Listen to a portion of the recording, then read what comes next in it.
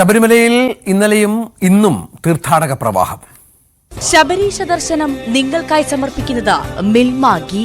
വ്രതശുദ്ധിയുടെയും നന്മയുടെയും നാളുകൾ പരിശുദ്ധമാക്കാം മിൽമയ്ക്കൊപ്പം.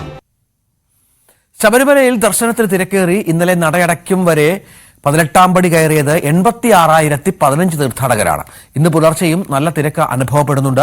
രാവിലെ 6 മണി വരെ 21,665 പേർ 18-ാം പടി കയറി. മണിക്കൂറിൽ 4,000-ഓളം തീർത്ഥാടകരാണ് സന്നിധാനത്ത് എത്തുന്നത്. CV അനുമോദിന്റെ റിപ്പോർട്ട്. ശബരിമലയിൽ കഴിഞ്ഞ ദിവസങ്ങളെക്കാൾ വലിയ തിരക്കാണ് അനുഭവപ്പെടുന്നത്. ഇന്നലെ 86,000-ലധികം തീർത്ഥാടകരാണ് സന്നിധാനത്ത് ദർശനം നടത്തിയത്. ഇത് രാത്രി 12 മണി വരെയുള്ള ഒരു കണക്കാണ് 86,000 എന്നുള്ളത്. പുലർച്ചെ വരേക്കും പിന്നെയും തിരക്ക് നീളുന്ന ഒരു സാഹചര്യമാണ് ഉള്ളത്. മണിക്കൂറിൽ 4,000-നും 5,000-നും ഇടയിൽ തീർത്ഥാടകർ 18-ാം പടി കയറുന്നു എന്നാണ് പോലീസിന്റെ കണക്കുകൾ ഉള്ളത്. മരക്കൂട്ടം മുതൽ നിയന്ത്രണങ്ങൾ ഏർപ്പെടുത്തിയിട്ടുണ്ട്. കടുത്ത തിരക്ക് അനുഭവപ്പെടുന്ന സാഹചര്യത്തിൽ മണിക്കൂറുകളോളം അയ്യപ്പന്മാർക്ക് കാത്തു നിൽക്കേണ്ട ഒരു സാഹചര്യമാണ് ഉള്ളത്. രാവിലെ 8 മണി വരേക്കും ഏതാണ്ട് 30,000-ലധികം തീർത്ഥാടകർ സന്നിധാനത്ത് എത്തിയിട്ടുണ്ട്. ഇത് കഴിഞ്ഞ ദിവസങ്ങളെക്കാൾ വലിയ കണക്ക് തന്നെയാണ് ഉള്ളത്. മണിക്കൂറിൽ 4,000-നും 5,000-നും ഇടയിൽ അയ്യപ്പന്മാർ 18-ാം പടി കയറുന്നുണ്ട്. വലിയ തിരക്ക് അനുഭവപ്പെടുന്ന സാഹചര്യത്തിൽ കൂടുതൽ നിയന്ത്രണങ്ങൾ വിവിധ ഇടങ്ങളിൽ ഏർപ്പെടുത്താനുള്ളൊരു സാധ്യത തന്നെയാണ് കാണുന്നത്. നിലവിൽ പമ്പയിലും അയ്യപ്പന്മാരുടെ വലിയ ഒരു ഒഴുക്കുണ്ട്.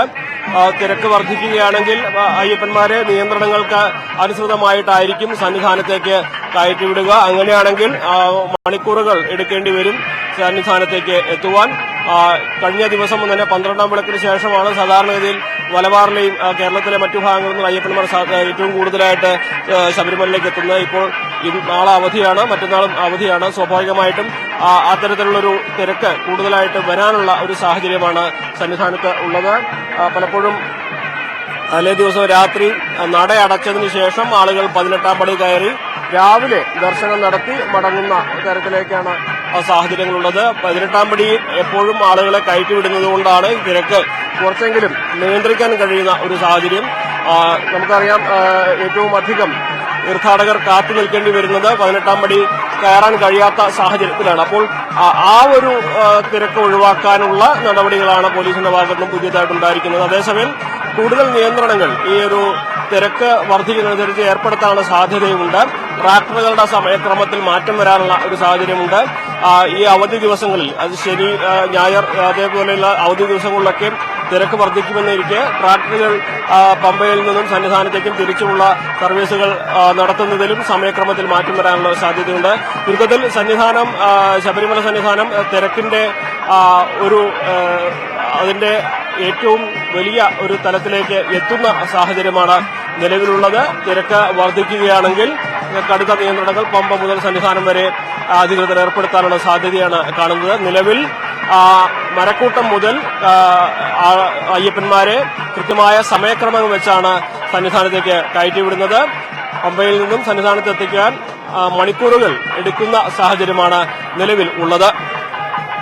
CV അനുമോദാണ് സന്നിധാനത്ത് നിന്ന് ഏറ്റവും പുതിയ വിവരങ്ങൾ പങ്കുവച്ചത്. ഇന്നലെയാണ് ഹൈക്കോടതിയുടെ മറ്റൊരു പ്രധാനപ്പെട്ട തീരുമാനമുണ്ടായത്. ശബരിമല മാളികപ്പുറം ക്ഷേത്രത്തിൽ തേങ്ങ ഉരുട്ടുന്നതും മഞ്ഞൾപ്പൊടി വിതറുന്നതും അനുവദിക്കേണ്ടെന്നാണ് ഹൈക്കോടതിയുടെ വിധി വന്നത്. വിധിയെ സ്വാഗതം ചെയ്ത് ശബരിമല തന്ത്രിയും മാളികപ്പുറം മേൽശാന്തിയും രംഗത്തെത്തി. കോടതി നിർദ്ദേശം പ്രായോഗികമായി നടപ്പിലാക്കാൻ ദേവസ്വം ബോർഡ് മുൻകൈ എടുക്കണമെന്നും ഇരുവരും ആവശ്യപ്പെട്ടു. ഇതിനിടെ ദർശനത്തിനെത്തുന്ന ഭക്തർക്ക് ഇക്കാര്യങ്ങളെ സംബന്ധിച്ച് കൂടുതൽ നിർദ്ദേശങ്ങൾ നൽകാൻ ദേവസ്വം ബോർഡിന്റെ ഭാഗത്തുനിന്ന് നീക്കവും തുടങ്ങി.